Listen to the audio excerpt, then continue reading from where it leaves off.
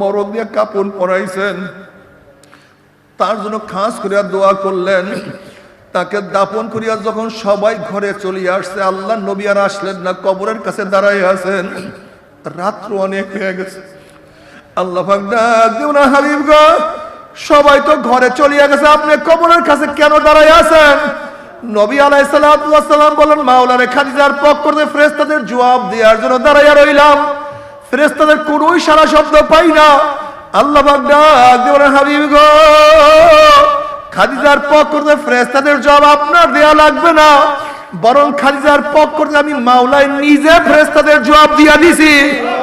এ গোটা দুনিয়ার মানুষের দলেরা, যে খাদিজার পক্ষ থেকে আমার মাওলাই নিজে ফেরেশতাদের জবাব দিয়া দিছে, সেই খাদিজা যদি কবরের মাঝে এত কাঁদতে পারে, সেই কবরের চিন্তা তোমার আমার চোখে কেন পানি আসে?